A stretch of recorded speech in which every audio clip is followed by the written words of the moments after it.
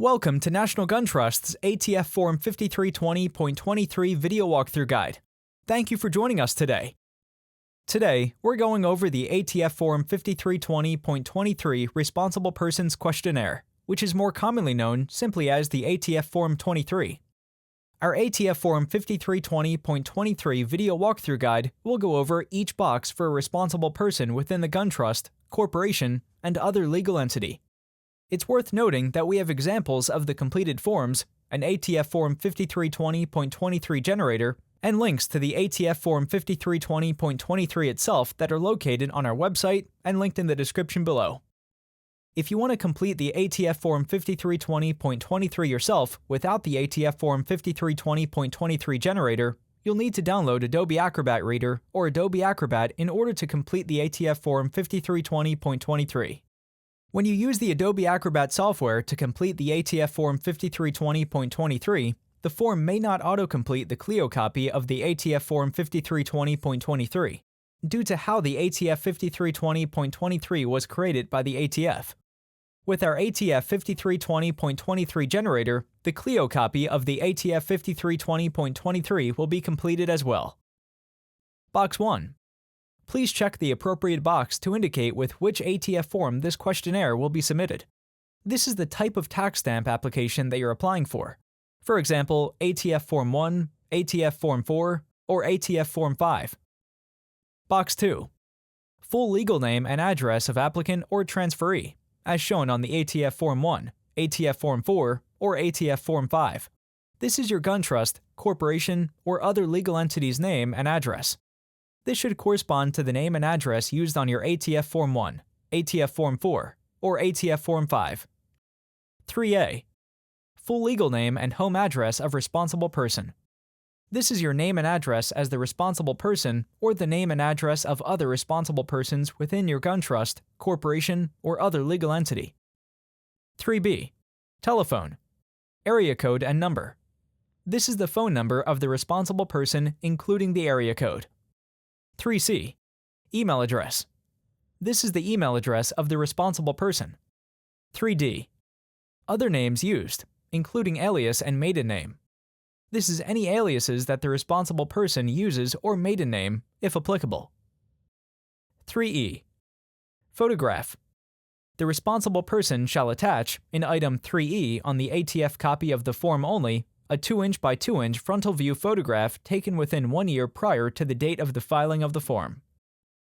Item 3E is obscured on the CLIO copy and not needed. Don't staple the photo to the application. Use tape to affix the photo to the application. If you're applying using the ATF eForm website, the passport photo isn't affixed to the ATF 5320.23. It's uploaded separately within the ATF's eForm application. This completes the applicant and responsible person name and address section. Boxes 3F through 3I, Social Security number or unique personal identification number, date of birth, ethnicity, and race. These boxes will be completed with the information from the responsible person.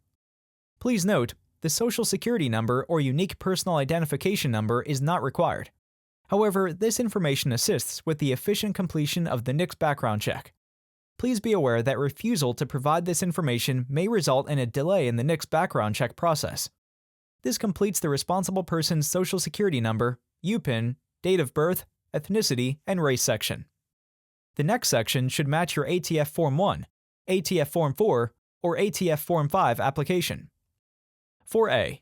Type of firearm. This is where you indicate the type of NFA firearm you're trying to get a tax stamp for. Options include silencer, short-barreled rifle, short-barreled shotgun, machine gun, any other weapon, AOW, or destructive device. 4B. Name and address of maker, manufacturer, and/or importer of firearm. The manufacturer's name and address go here. This can be found by looking at the information that's engraved on the NFA firearm itself. If you're making your own silencer or your own NFA firearm that doesn't have any current engravings, then you will use the name of your gun trust, corporation, or other legal entity's name and address here. 4C. Firearm model. This is the model name of the NFA firearm. 4D. Caliber or gauge. This is the caliber or gauge of the NFA firearm. 5.56mm or .223 cal is acceptable. Slang terms like 338 Lapua or 300 Blackout are not acceptable here. In the event that you're registering a machine gun sear, use NA here. This completes the description of firearm section. Box 5. Law enforcement notification. This is the agency or department name and title of the official and agency or department address where you will send the CLIO copy of your paperwork to.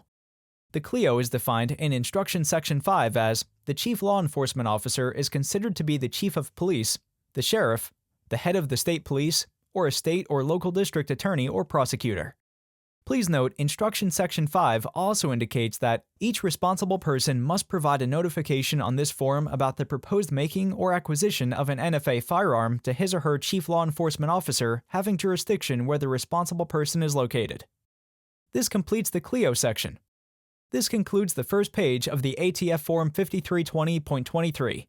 We're now moving to page 2 of the ATF Form 5320.23. Boxes 6 through 9C, Responsible Persons Questions. These boxes are to be filled out by the responsible person. The responsible person will answer each question with a yes, no, or NA answer and complete the other boxes with their information. Certification box. This is the signature of the responsible person and the date that the responsible person signed the ATF Form 5320.23.